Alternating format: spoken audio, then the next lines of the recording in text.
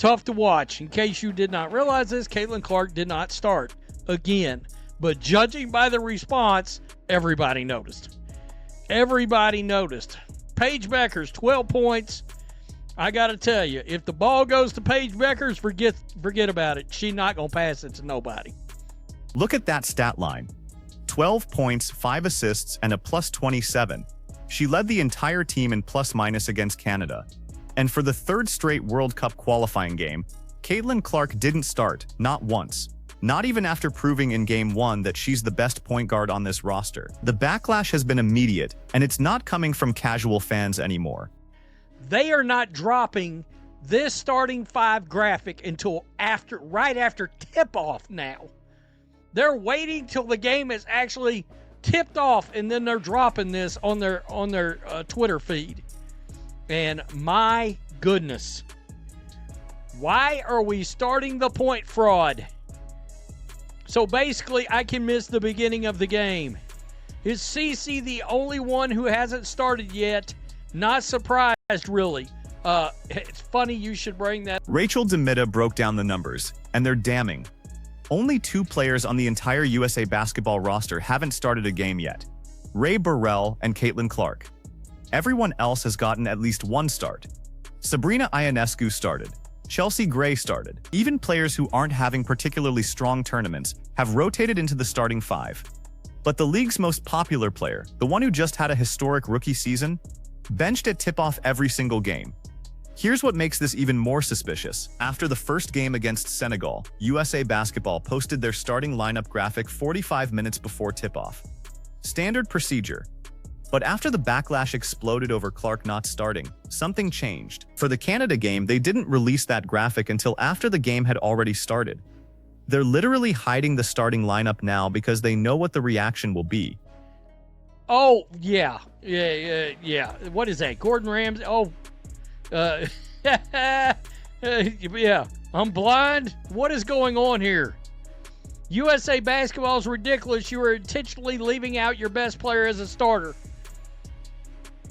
Yeah, I'm open. Look, people want to say, oh, don't start conspiracies. You tell me, what is it? Yeah, you tell me what the agenda is then. Because for the life of me, I can't think of no good damn reason. The comment sections tell you everything you need to know about how this is landing with fans. These aren't just Fever supporters anymore. These are people who don't normally watch WNBA games, who tuned in specifically to watch Team USA because Caitlin Clark made the roster. And their first question is the same one everyone's asking: why isn't she starting?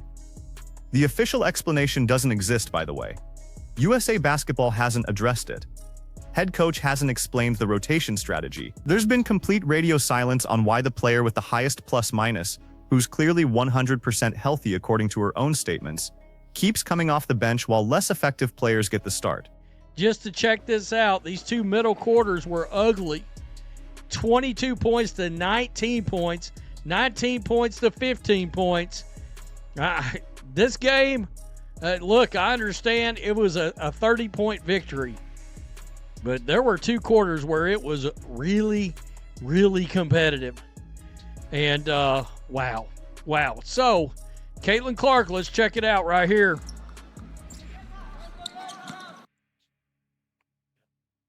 Kaylee's going to throw the ball over to Caitlin. And Caitlin's going to drive back in the lane after the pass back from Hamby. And laid it in right there. Watch this sequence. Kelsey Plum throws it to Caitlin, who drives, gets it back from Hamby, and finishes at the rim. Simple, effective basketball. Then later in the game, she pulls up from way downtown and drains a 3 with a hand in her face. And here's the move that should terrify opponents: a turnaround jumper in the lane, pure Michael Jordan footwork. If she's added that to her arsenal this offseason, the WNBA better take notice. But here's what happened after these plays. The ball stopped coming back to her. Second quarter, third quarter, watch the possessions. She passes to a teammate and the ball never rotates back. Paige Buskers gets it and immediately looks to score. Kelsey Plum pounds the rock and goes one-on-one. Clark ends up standing in the corner watching. In a game where she had the best plus-minus on the team, she got frozen out for long stretches. That's not a rotation issue, that's a choice. Facts. Look, I'm always in the chat to talk to anybody during the Ben Daniels stream, watch party on the game. I'm going to tell you right now, that gets brought up. That gets brought up by someone every time. That there's an agenda, straight white girl, yada, yada, yada. Look, that's just what this league has done to itself. Seriously. It's crazy. You guys are an absolute... The scoring breakdown in the middle quarters tells the real story. USA Basketball put up 22 points in the second quarter, 19 in the third, against Canada. These weren't dominant quarters. They were competitive, borderline ugly stretches where the offense stagnated, and Caitlin Clark barely touched the ball during those runs. She didn't get subbed into the third quarter until there were 3 minutes left. The team was struggling to generate clean looks, the pace had slowed to a crawl, and the best playmaker on the roster was sitting on the bench. When she finally got in, she immediately created space and found open shooters. But by then, the damage to the rhythm was done. I mean, honestly, well, boycotting watching until the best player, Caitlin Clark, is in the starting lineup. The coach is a woke bitch. Boycott. Woo! Look out. This is what you get. You got the most popular player by a large margin in the league. Sports is an entertainment product. I tune in. I want to be entertained. Where's the player I'm looking for? There's no damn good. Now we're seeing fans threatening to boycott. Not just casual viewers, but people who were actively rooting for Team USA. That's where this has gone. The backlash has gotten so intense that American basketball fans are turning against their own national team because they can't get a straight answer about why their best point guard keeps getting benched at the start of games. One comment captures it perfectly. This team doesn't represent the USA at all.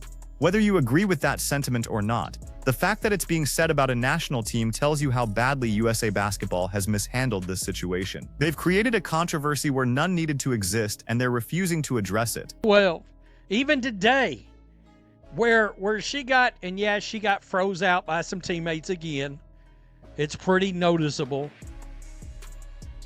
It is. I mean, look, she might get the ball in her hand. She'll pass it to a teammate. Forget about it. It ain't never coming back around. That's why she didn't score anymore till the very end of the game. Hell, they never passed her the ball back one time. I was like, wow. Second, third quarter, forget about it. Especially that third quarter. Good God, it was obvious. And they didn't get her. Compare her body language with different teammates. When she's on the court with certain players, there's flow. The ball moves, she gets it back, everyone's involved. But with others, watch what happens. She makes the pass, cuts to get open, and gets completely ignored. Not once or twice, consistently. These are professional basketball players who understand spacing and ball movement. This isn't accidental. The third quarter was the most obvious example. Clark barely played, and when she did, the offense ran through everyone except her. Meanwhile, the scoring drought continued. Canada stayed within striking distance, and the player with a plus 27 for the game watched most of it from the bench. I'm open. Look, people want to say, oh, don't start conspiracies. You tell me, what is it? Yeah, you tell me what the agenda is then. Because for the life of me, I can't think of no good damn reason that Caitlin Clark shouldn't have started the game by now. Seriously. How's a bottom feeder like Copper starting over Caitlin Clark? Woo! I gotta tell you, are you kidding me? Caitlin Clark, you should play for Italy. Leave them for real.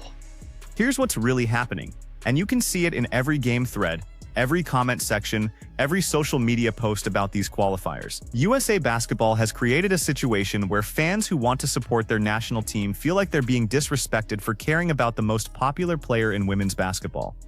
Sports is entertainment. That's not a controversial statement. People tune in to be entertained, to watch players they're invested in, to see compelling basketball. When the most compelling player on your roster keeps getting benched with no explanation, you're telling your audience that you don't care what they want to see, and then you act surprised when they stop watching. The ratings for these qualifying games would be significantly higher if Caitlin Clark was starting and playing major minutes. Everyone knows this, USA Basketball knows this, the sponsors know this, but instead of capitalizing on the moment, they're actively working against their own interests. It's self-sabotage on an organizational level. Let's break down exactly what's happened across these 3 games, because the pattern is undeniable. Game 1 against Senegal. Caitlin Clark comes off the bench, immediately makes an impact, finishes with strong numbers. Game 2, same story, doesn't start, produces when given minutes. Game 3 against Canada. Doesn't start again, leads the team in plus-minus at +27. Still can't crack the starting lineup. Meanwhile, the starting point guard position has rotated between players who haven't had nearly the same impact. Chelsea Gray is a veteran presence, but she's not putting up Clark's production numbers. Sabrina Ionescu is talented, but she's not creating the same offensive advantages. The argument that this is about experience doesn't hold up when you look at what's actually happening on the court. Here's what makes this particularly frustrating for fans. USA Basketball has given no indication that anything will change. There's been no statement about easing Clark into a larger role, no acknowledgement that maybe the rotation needs adjustment, just silence while the controversy builds and the backlash intensifies. Think about the position this puts Caitlin Clark in. She can't complain publicly without being labeled as entitled or not a team player. She can't question the coaching decisions without creating a media firestorm. So she goes out there, plays her role, puts up good numbers, and watches as fans fight her battles for her in comment sections and social media. And here's the thing about international basketball. These qualifying games matter for chemistry and rotation. The World Cup is coming. If USA Basketball plans to feature Clark in a significant role at that tournament, why wouldn't they be building that chemistry now? Why wouldn't they be testing different lineup combinations with her as the starting point guard? The time to experiment is during qualifiers, not when medals are on the line. But instead, they're running the same rotation that's generating mediocre offense in middle quarters and creating a public relations disaster. The second and third quarters against Canada were competitive when they should have been blowouts. USA Basketball has overwhelming talent advantages, and they're squandering them with questionable rotation decisions. Watch what happens in the comment sections after these games. It's not just Fever fans anymore, it's basketball fans who recognize that the best player isn't being utilized properly. It's casual viewers who tuned in specifically to watch Caitlin Clark and feel like they got bait and switched. It's international fans who are confused about why America's most popular player keeps coming off the bench. The comparisons to how other players are being treated are inevitable. When you see players with worse stats, lower plus-minus numbers, and less offensive impact getting starts over someone who's clearly producing, people are going to ask questions. And when those questions go unanswered, they're going to fill in the blanks themselves. Some fans are pointing to the demographic element. Caitlin Clark is a straight white woman in a league that's predominantly black and has been outspoken about social justice issues. When she gets different treatment despite having better numbers, some people see that as confirmation of their existing beliefs about the league's priorities. USA Basketball's silence on the rotation decisions only fuels that speculation. Whether that's fair or not, it's the reality of the situation USA Basketball has created. By refusing to explain their decisions, they've allowed the narrative to spiral into territory that's much more damaging than a simple "we're managing her minutes" statement would have been. They've turned a rotation question into a cultural flashpoint. And here's what's going to happen moving forward. Either Caitlin Clark starts getting more prominent roles and this controversy fades, or USA Basketball continues this pattern and the backlash intensifies. There's no middle ground anymore. They've let this situation develop to the point where any decision is going to upset someone. If they suddenly start her in the next game, it looks like they're caving to public pressure and undermining their own coaching staff. If they keep her on the bench, they're confirming every criticism that's been leveled at them over the past week. They've backed themselves into a corner where there's no clean way out. The most frustrating part is that this was entirely preventable. Start your best players, give them significant minutes, let them build chemistry, and win games convincingly. That's the formula. Instead, USA Basketball created unnecessary drama around their most marketable player and turned what should have been a celebration of American basketball dominance into a referendum on their decision-making. So here's the question that matters. Was there ever a legitimate basketball reason for Caitlin Clark not to start these games? Because from the outside, looking at the stats, watching the games, seeing the plus-minus numbers, the answer seems pretty clear. And if there wasn't a basketball reason, then what was it? That's what fans want answered. That's why the comment sections are filled with frustration and conspiracy theories. That's why people who normally support Team USA are threatening to boycott. Because when you can't find a logical explanation for a decision, you start looking for illogical ones. USA Basketball needs to address this directly, not through vague statements about managing rosters or trusting the process. A clear explanation of what their rotation strategy is, why Caitlin Clark hasn't started, and what the plan is moving forward. Without that, this controversy is only going to get worse as the World Cup approaches. Because right now, they're alienating the exact fans they need to grow the women's game. They're creating division where there should be unity behind the national team. And they're making one of the best stories in basketball, Caitlin Clark's rise to international competition, into a source of frustration instead of celebration. That's not just bad basketball management, that's bad business.